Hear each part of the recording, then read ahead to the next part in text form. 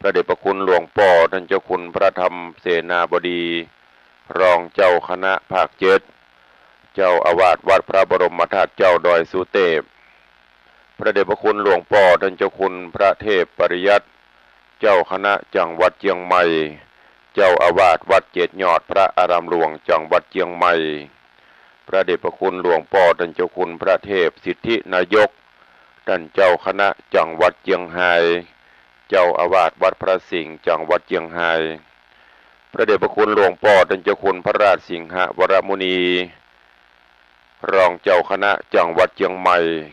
เจ้าอาวาสวัดพระสิงห์วรมหาวิหารจังหวัดเชียงใหม่ตลอดจนพระมหาเถรานุเถระเจ้าคณะพระสังฆาธิการภิกขุสงฆ์สามเณรจุตนจุองค์โดยความเคารพเจริญสุขเจริญปอน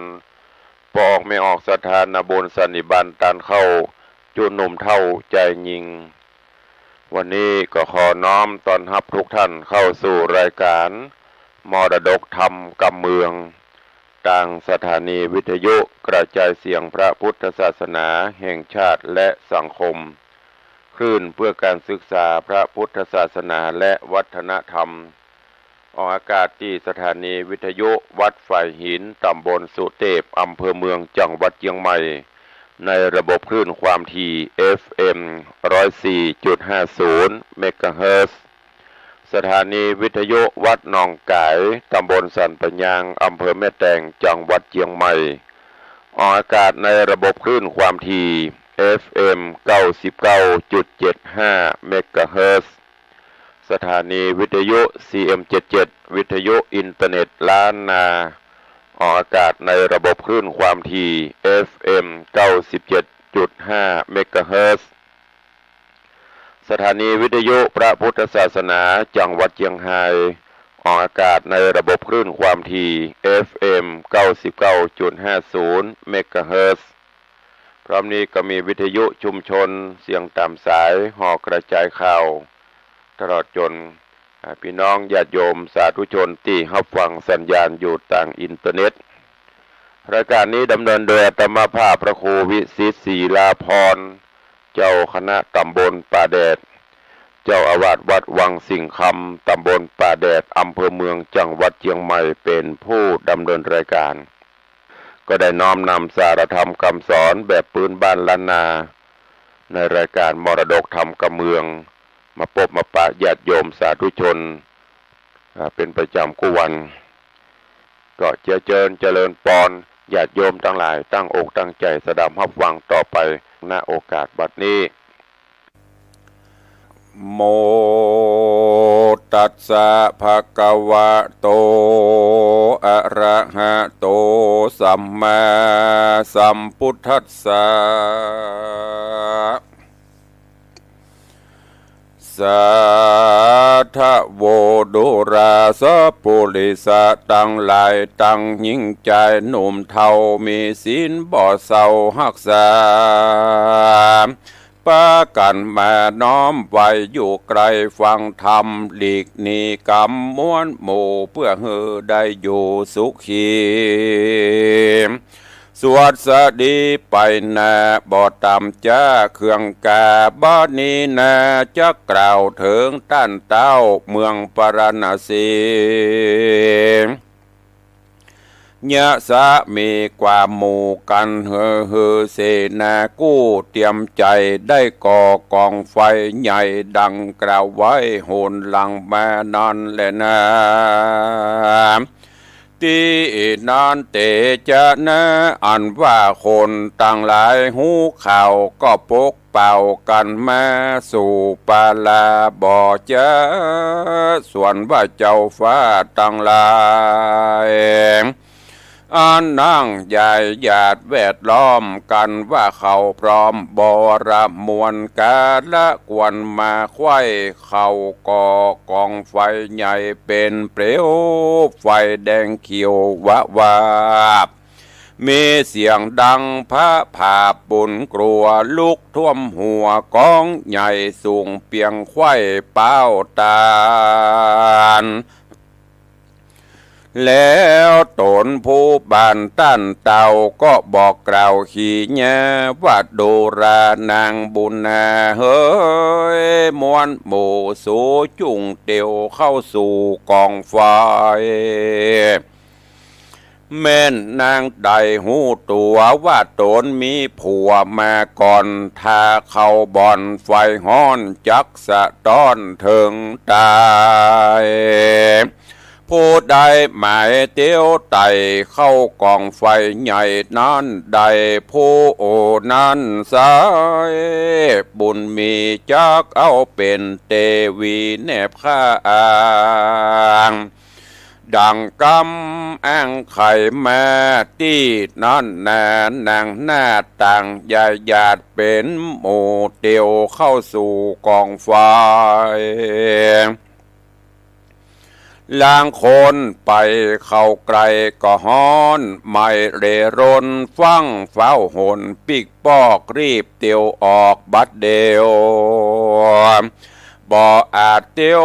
เข้าใดก็ย้อนบาปใบมีแน่ได้มุสาหลวงล่อว่าบ่ได้ปิญาต่อใจได้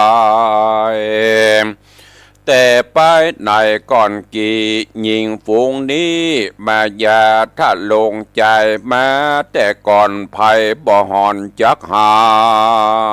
นตีนั้นเต้า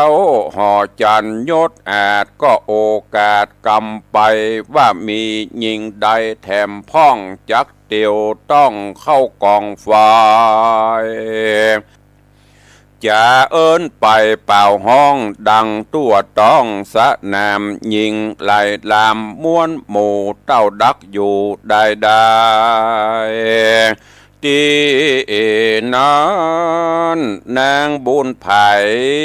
นอดเนาแงมบ่อเศร้าปะตุมมาก็ยอมือสาขับไว้ซึ่งต้านไทยปลานาสีแล้วจากกรรมดีโอกาสว่าข้าแด่มหาราชเจ้าฟ้าตัวแห่งข้าขอทดลองเตียวเข้ากองไฟแดงแม่นบนแฝงหลายจาดบ่ได้ขาดเสียกันข้าเตียงพันไปรอดบ่มวยมอดเป็นผีก็เป็นผีย้อนอักขีฮ้อนไม่เล็ดแน่การนั่งถอยว่าทูลสารก็อธิษฐานขับไว้ย่อมือใส่เกตกระเอาอธิษฐานเล่าในใจว่าแม่นบุญใดชาติก่อนอันคาน้อยอ่อนกระทำมาบอกไกลกละอาจกร้อยกันว่าข้าน้อยเตียวไปเข้ากองไฟแดงกระขอฮื้อข้า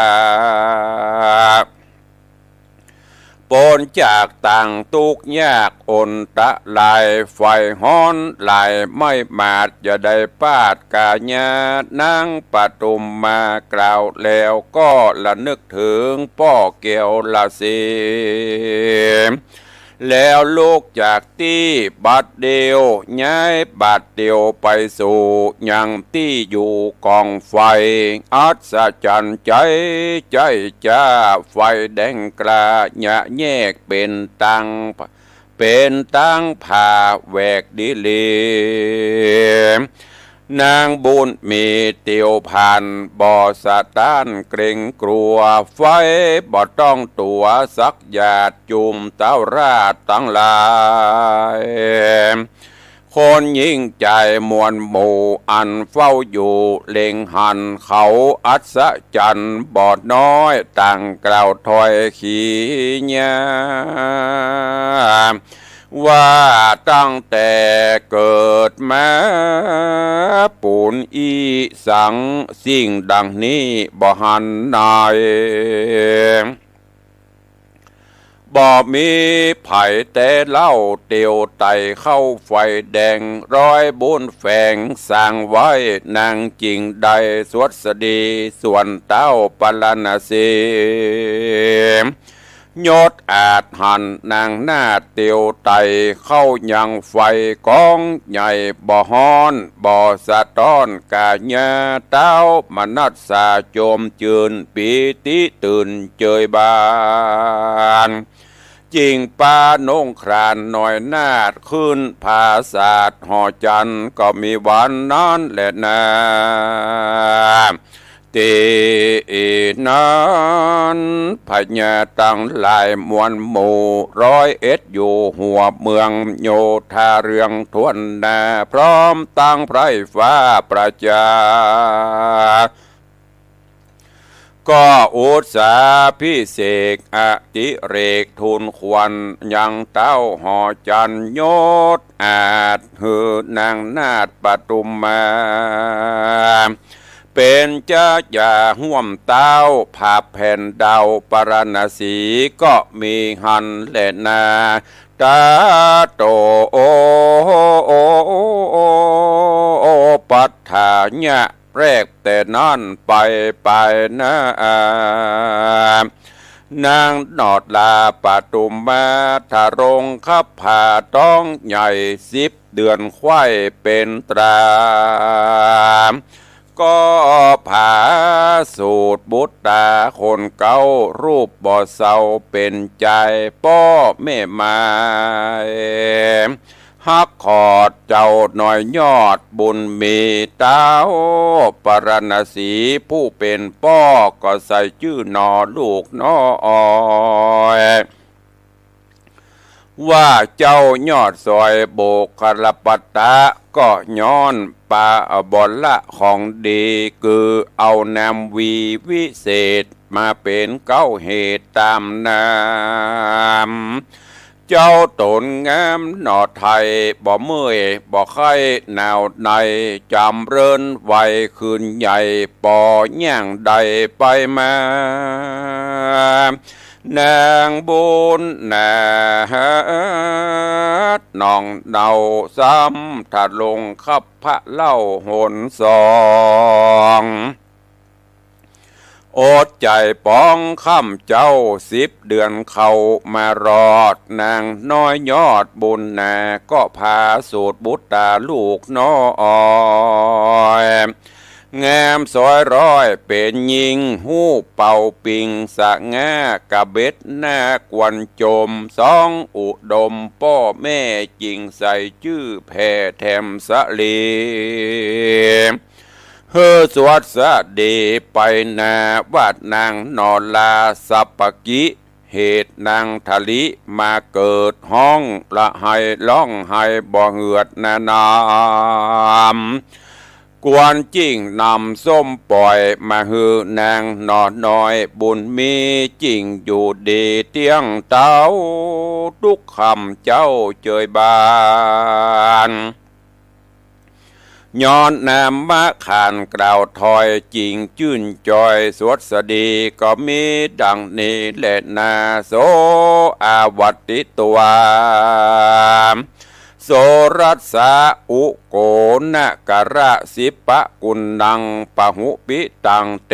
ปุกะละอัญญะมัญญังศีลปัตโตโสอันว่าเจ้าโบกลปัตตะนอไทยอายุได้16 ปีกาญะมีองค์อาจหูกึดขวาดขะนิ่งนายว่าคนพูดใดใหญ่น้อยกุลบ่หอยกับตัวหลงเมามัวแอวเล่นบอกเขาเส้นยายามการนาน้ำอย่าจะรีบไปนาสะแวงหายังโมกขาอาจารย์ผู้มีญาณหูแจ้งเป็นเก้าแห่งสัพพวิชา เจ้าบุญหนากึดแล้วใจผ่องแผ้วเจยบ้านจริงไปทูลสารก้มเกลาใครบอกเล่าขี้ยา จะสั่งลาพ่อแม่แล้วกล่าวแก่กรรมดีว่าข้าแด่บุญมีเฮ้ยเป็นเจ้าข้าลูกเต่าขออำลาจากพังกาที่อยู่ไปหากรรมหูวิชา ตีตักกะศิลาแก้วกวางกันสมไฟอังดังหมายจักพันภายพิกคืนสู่ยังที่อยู่เดิมอ่อนขอผู้ทอนพ่อและแม่อนุญาตแผ่ไปดีแด่เตอะที่นั่นเจ้าบรกิติการผู้เป็นป้อข้านิ่งต่อยาวไกลก็ดังกำไขกล่าวอ้างตนเจ้าจ้างธิราชก็อนุญาตตามดีแล้วไขว่าตีตานต่อว่ากันเจ้าน้อยนอจักไป อยู่แดนไก่ต่างนาเฮียนวิจากว่าจูนุนตั้งสิบปะกุลแล้วใส่คอเฮียนใดดังมามีโจกหลายเตื่อมธรรมะเตรียมแถมได้ล่วงล้ำภัยมันสุขสำลานจื่นจอยสมไฟอ้อยใจมาก่อนเต้าบุญภายกล่าวแล้วเจ้าหนอแก้วบุญแหนก็จะสั่งลาขาบไว้พ่อแม่ไทยตั้งสองใครจะป้องตานเล่าว่าข้าลูกเต่าจักไปอยู่แดนไกลต่างนาบ่เนอเอิญจะจากปิคืนมาจะสั่งลาเมียนแล้วเจ้าหนอเกี่ยวบ่จะสะปายดาบกระคมใส่ออกห่อใจเตียวไตจากเวียงใหญ่ปลานาเสลัดดงรีเถื่อนทองบุบุญต้องดงเขียวไปตนเดียวใจเข้าป่าไม้ดงพรายกันว่าค่ำไหนจอดย่างหันแจ้งแล้วก็ดันป่าใหญ่15 วันไข้เป็นไม้ก็ปะใส่ใจหนุ่มน้าเอาชื่อว่าเจ้าปี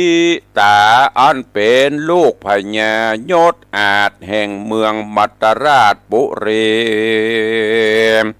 จากแสวงหามนต์ดีกับตนเป็นมงคลบ่ไรดังกล่าวไว้หนหลังมากันสองขาบุญใหญ่มาปะใส่จอมกันการว่าเจ้าตั้งสองมารอดก็มาสอดสะแวงหายังปะโมกขาผู้หูหาอยู่หลายวันจริงปะกันปะใส่ปะโมกใหญ่อาจารย์จริงเข้าไปนมัสการก้มเกล่าวแล้วบอกเล่าขี้ยามแต่เก้ามารอดปลายเจ้าบุญภายผู้หูหันส่องกลิ่นกรูบุญแหนยินคุณนาหลายแหล่จริงกล่าวแก่กำไปว่าดูราสองสายใจนอดลาได้พรากนาเดินโจรแต่นากรแก้วกวางมีชื่ออ้างว่าปาราณสีไข่เฮียนมนดีนั้นใส่เฮามีไว้นำนา คือกาถาฟ้าฟีกลูกปืนหลีกหายโหนกับมีมนวิเศษกลับกลายเป็ดหายตามและกาถาเสกน้ำมีพร้อมพรำหลายอันกาถาปันจ้องใจเนรมิตได้ดังใจ เฮาจะไขกล่าวจีวันพูกนี้ดีหลีพญาดีบ่จะบ่ล้ำกว่า7 วันจักสอนปันฮือเจ้าตั้งแต่เก้าสุดไปส่องคำใจหนุ่มเนาจุงอยู่ทาล้อลาวันนี้ตาวันดาต่ำก้อยจุ่มนกน้อยหากก่อนเจ้าจุงนอนยังจอดหือหิวหอดหมายหายแดดเตอะตาโตปะลาง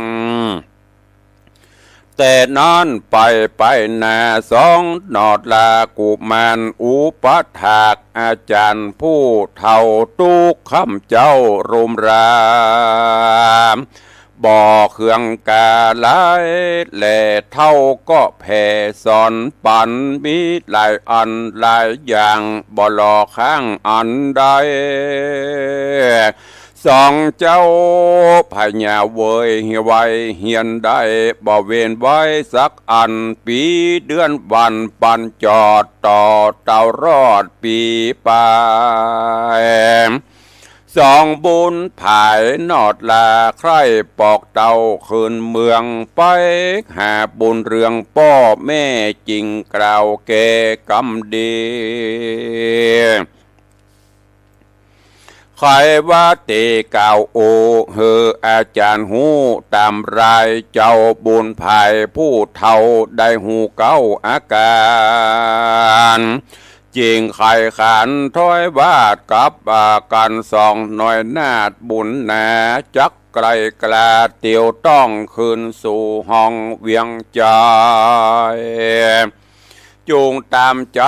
แห่งเจ้าแม่นนอดเนาเตียวไตด้านป่าใหญ่ดงน้ำหมู่ภัยมันใหญ่น้อยจุงกราดกร้อยหายหนีสวัสดีคำเจ้าตรับต่อเต้าถึงเมืองมีฤทธิ์เรื่องโยดยาวได้เป็นเต้าห่อจันแดดเตอะตีนั้นสองหน่อแก้วบุญนาก็เอาดอกไม้มาบ่จ้าวางต่อหน้าอาจารย์ย่อมือสั่นขาบไว้โคดเข้าไกลย่อเกณฑ์ไขกำเวนกล่าวถอยว่าสองขาน้อ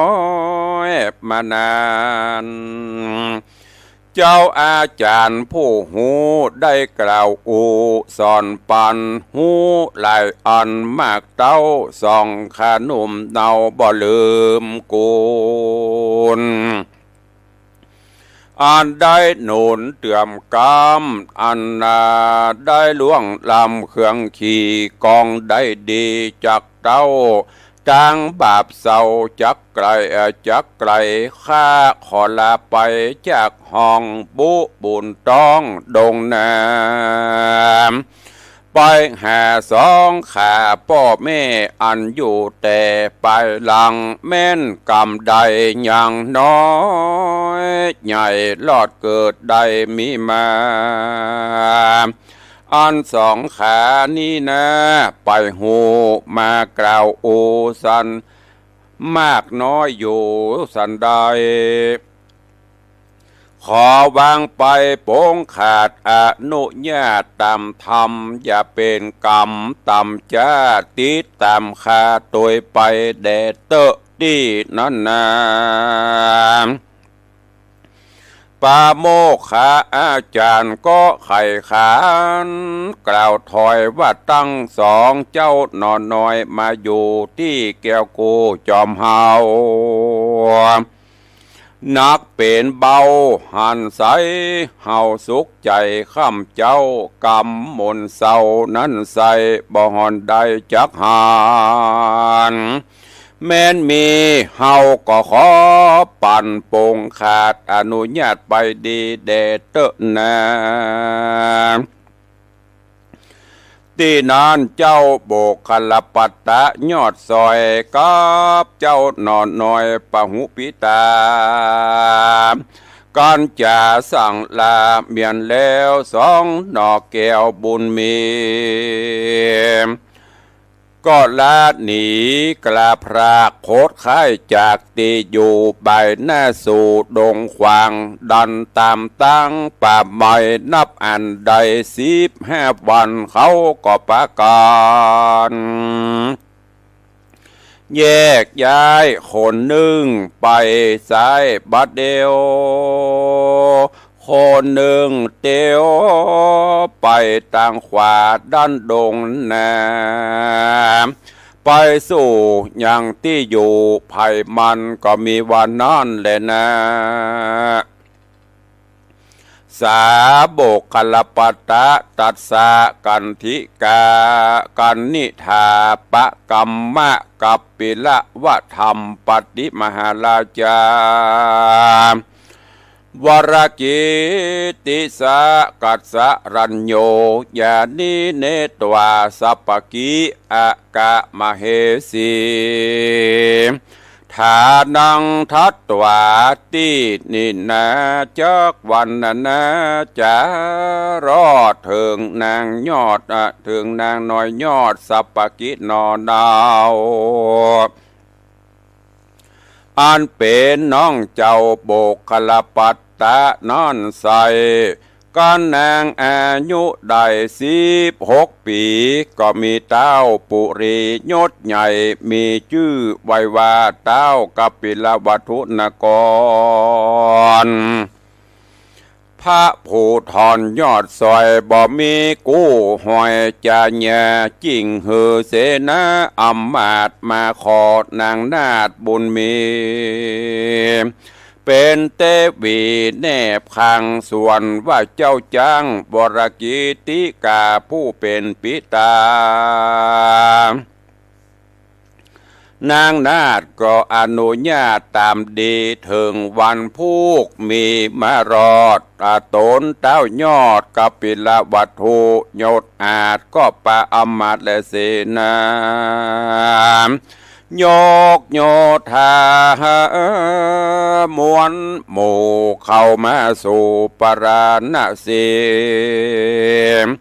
ส่วนเจ้าปุรีตนป้อก็เหือนางน้อยนอโสภานั่งอาสนะเต้นเกี่ยวอภิเษกแล้วตามกองขอฮือสองลูกน้อยอยู่จื่นจ้อยคืนวันจุงปากันอยู่สั่งฮือเมืองกวางเรืองรายฮือไพ่ไตใหญ่น้อยอยู่จื่นจ้อยเจยบานแดดเตอะตีนันสองดอกแก้วบุญแนก็ป่ากันสากมกล่าวไว้เต้าเจ้าวรกิติกาแล้วนางก็จะตันเล่าอำลาเจ้าตนป้อไขจะต่อกรรมดีว่าแต่ผู้มีตีไว้ข้าลูกไทยจักไปอยู่เวียงใจต่างเตศคงดาวเขตกับปิลวัฏุนกรขอผู้ถอนปอทายอย่าโศกไม้เครื่องขี่สวดสดีข้ำเจ้าตราบต่อเท่าจะลาแล้วสองขาน้อยนาดกอบป่าอำมาตย์มวลหมู่ปิกขึ้นสู่เมืองกัปปิลวัฏุนกรก็มีวันนั้นหันแลนะปาราณสียังปัตตมากันตังเสตังอภิลินจะอภิสินจะทานกาลาวาสิโนกันว่าเจ้าโบกคลปัตตะมาสู่ยังที่อยู่ปลาณสี7 วันมีมารอดอาตนเจ้ายอดปิตาคือเจ้าบรกิติกาเจ้าฟ้ากำตัวกลามาไข่เต้ายศใหญ่พญา ก็ได้มรณะกลาพรากตายละจากปุรีเจ้าบุญมีนอนเนาคนหนุ่มเท่าเจ้าเมืองโยธาเรื่องน้อยใหญ่ล้วนนาควายปาลาก็ปากันมาเลิกซากตามเก่ารากประเพณีก็มีหันเล่นนาก่อนว่าเจ้าตายไปเสนาในหนุ่มเท่าอำมาตย์เก้าตั้งตาเจ้าพระจาน้อยใหญ่ทวนนาควายยิงใจเขาตั้งหลายพร้อมอยู่ปรึกษาอยู่พร้อมกันว่าเต้าหอจานที่ราชใดเสียงขาดตายไปคงเวียงใจใหญ่กว้างบ่มีเจ้าจ้างทะโรงเมืองกำขี่เครื่องเดือดใหม่จะเกิดใดมีมากวนเราราอย่าจะตั้งเอาเจ้าฟ้าห่อคำคนแน่น้ำน้อยใหญ่ทวนแน่ควายเบียงใจบ่มีพายเลิศแล้วไปกว่าเจ้าหนอแก้วบุญพายเขาตั้งหลายมวลหมู่ทวนแน่กูตัวตนก็ยกเอาตนนอดลาโบกคลปัตตะเจ้าฟ้านอนหน้าเอาอยู่เป็นเก้าปาลาณสีก็มีหันและนาตัดสีปิจาละเกวสิปรณสีนานาระเทเศธิกุลังตัสสะอาสิโกติทนางปัญจวิจาญัสสะสัมปันโนอาหุโสเศโธอะหังปัญจวิจากันหานิสัพเพทานังกันนัสสตาสีเอวะเมโหสิติดังนี้ดูราโสตุจันนะสัพปุริสาตั้งหลายกิละดังเฮาได้หูมานียังมีเศรษฐีผู้หนึ่งใส่อยู่บ้านไตปุรีปรณสีแคว้นกวางมีเข้าของอังนักโสด80 โกฏเป็นไม้มีลูกใจหนอดเนา2 คนเล่าแถมสะลีปู่เศรษฐีปู่เศรษฐีกลิ่นกูมีกำหูกับตัวบ่ห่อนกลัวกันอยากบ่กลัวลำบากเครื่องขี่ปู่เศรษฐีนั้นเล่ากันแก่เท่าร้อยแรงเปียติแฝงหลายหลากเถิงจักมีสัมปติมากทมทองกำหูกองท่วมหัวยังเอาตัวบ่ฮอดกันใกล้จักมวยมอดมรณะก็เรียกลูกมาอยู่เฝ้ากันแล้วบอกเล่าขี้ยาว่าโดราโปตาเฮ้ยลูกป้อต่อแต่นี้ต่อไปนะ กันว่ากว่ากันป้อกว่าตายไปเขาของใดน้อยมาก2 เจ้าหากจุงปันกันอย่าตัดบันบินบ้างนักเบี้ยงคางไปมาฮือใดทลาปั่นเต้าปอบอกเล่ากล่าวถอย2 ลูกน้อยจุงขนิ่งนายการเศรษฐีไข่เมียนแล้วเจ้าลูกแก้วผู้เป็นปี้ขะนิ่งทีไปมาว่าเข้าของนาบ่ไรตายแล้วบ่ได้เอาไปเฮากวนได้กล่าวขอยังความหูดีเล จริงเจ้าจริงไขว่าตีบอกเราว่าดูราเจ้าปิตาอันว่าเข้าของนั่นแน่นั่นใส่ข้าบ่อยากได้สักอันจากโยกปั่นพี่น้องบอดตีข้องอันใดเต่ามีใจอยากได้ยังความหูกำหูไว้กับตนแย้มยากโจรต่ำจ้าลูกจักกะหรือขายขอปั่นไม้บอกกล่าวหือหูข่าวตามมีผู้เศรษฐีผู้เฒ่าฟังลูกเก้าจะไข่ก็มีใจชื่นจอยจริงกล่าวถอยไข่กามโลกจงจำกำอูยังความหูกล้ามากว่าอย่าว่ายามออกปากเมื่อใดเฮอจะขายกล่าวอูว่ากูหักหูแล้วนะแล้วข้อด้วนสองขี่แย้ไข่ปานว่ากันไข่หันมันดูการใครหูอย่ารับนอนเป็นกำสอนแต่ไทยขอข้อด้วนสามนันไซเลิศลำจุงฮืออาบน้ำพิตาไขบอกว่าทวนทีข้อท้วนสี่กำมีว่าพี่น้องเป็นดีอย่าไปหาอันนี้หากเป็นกำจัดนักปราชญ์ได้โอกาสปันมาขอทวนแห่ว่ามิตรสหายเป็นดีหรือมั่งมีตุ้นเต้าเฮาควรเข้าไปสู่จุงขวาดหูดิเลการว่าปอนี้พระอักนา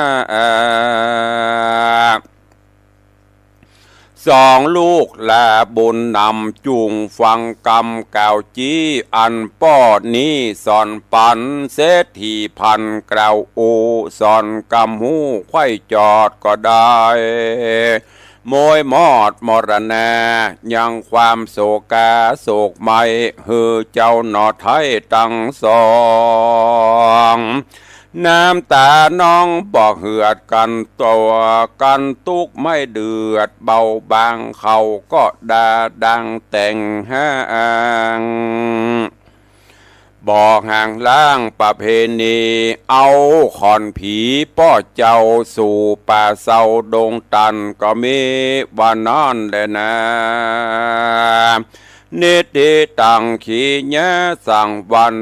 นาวิเศษจาห้องเหตุสุวรรณพรหมาผูกทวนที่11ยังไปเสร็จเมียนจอดปางเมื่อเจ้าหน่อยยอดบุญนาจากไกลกล้าไต่เต้าจากที่เก่าพันภายเพื่อจักไข่กำหูความหูกำอู้เรื่องมีอยู่ยาวไกลจักจะไข่สืบต่อเหลวไปพอดังนาขออำลาไปก่อนนาผูกนาก้อยติดตามฟังเนอเจ้าผูกนี่เราขอปงวางไว้เต้าอี้ก่อนเลยนะก็บังโกมสมเร็จสเด็จก็จบไปแหม1 ผูกในผูกที่11เรื่องราวก็เด็ดนะม่วนงานสันเราเก็บแกะก้อนไก่เอาเนอะสารธรรมคำสอนที่ได้นำมาเทศนาไปอย่างดังปลายนี่ตอนนี้ลูกเสียถีพอเสียถีหูตัวจะตายละลูกถึง2ห้องลูกถึง2มาอูมาจ๋าถ้าป่อตายละขอให้ลูกถึง2ได้แบ่งเข้าแบ่งของให้เต่ากันเนอะเปิดที่จะไม่ได้เดือดร้อนโอ้พี่อ้ายผู้มีพญาก็มาเกิดว่าโอ้เข้าของสัมปติ มันมีกินมันกินมีวันเสี่ยงวันมดป่ะลูกบักได้ยิ่งหื้อน้องเตอะโหละอายจะเอาอย่างโอ้ลูกเขาได้ความหูเขาได้ความหูวิชาความหูที่จะได้นำอันนี้กินเมินป่อเหยมีวิชาติดตัวบ่ต้องกลัวตายมีเลือกสวนได้นายังหูจะขายได้แต่ความหูมีติดตัวเนี่ยมันขายกินไปได้ใจได้ตลอดกุมเท่าเต้าตายป่อได้ยินจะอีกโอ้ดีอกดีใจว่าลูกฮักกันแปลงกันก็เลยความหูที่ป่อมีอยู่ป่อก็จะถ่ายทอดให้ลูกอย่างที่ได้กล่าวปตะกี้มีอยู่2-3ข้อเมื่อใด2-3กรรมแรกที่เพิ่นบอกว่าโอ้ยามลูกจะออกปากออกจาอย่างออกไปเนอะก็คือบอกว่าโอ้กูหูแล้วนะหูแล้วนะมันความหมายจะเป็นได้ก็ค่อยฟังกันในผูกต่อไปอันที่สองเปิ้นบอกว่าการไข้หันคือมันดูการไข้หูจะไปมัวรับมัวนอนนี่เป็นคำสอนอันที่สองการไข้หันคือมันดูการไข้หูจะไปรับนอนข้อที่สามเปิ้นบอกว่าคืออาบน้ำพิษตาข้อต้นสี่บอกว่าพี่น้องเป็นดีอย่าได้ไปหาพี่น้องได้ดีมีห้างเนี่ยถ้าไปหาอันนี้เป็นกรรมที่ปอฤาษีปอเสียทีได้บอกได้กล่าวไว้อันท่วนห้าสุดท้ายยามเมื่อมิตรแก้วสหายได้เป็นดีหรือมั่งมนตุนเต้าอันเนี้ยคือเข้าไปหาเนอะ5 ข้อเดี๋ยวผูกต่อไปก็จะได้พูดจาเทศนาคือฟังกันต่อเนาะวันนี้เวลาก็ใกล้จะหมดละก็ฝากฟังไว้ธรรมเทศนามีสาระข้อคิดดีๆเก็บเอาไปใจเอาไปประพฤติปฏิบัติเพื่อความสำเร็จผลในหน้าที่กิจการงานเนอะสุวรรณพรหมาผูกที่11โป่งวางไว้เตาอีวันนี้ก็ขอนำรายการจากไปก่อนป้ากันใหม่ในวันต่อไปเนอะขอความสุขสวัสดีจุงบังเกิดมีกับครูบาอาจารย์ท่านเจ้าพระสงฆ์องค์เน้นจุตนจุองค์อยู่เย็นเป็นสุขจุมเนื้อเย็นใจมีสุขภาพพระนามัยสมบูรณ์แข็งแรงจะเลินไปด้วยอายุวันนะสุขภละทุกทิบาลติการขอจะเลินปอน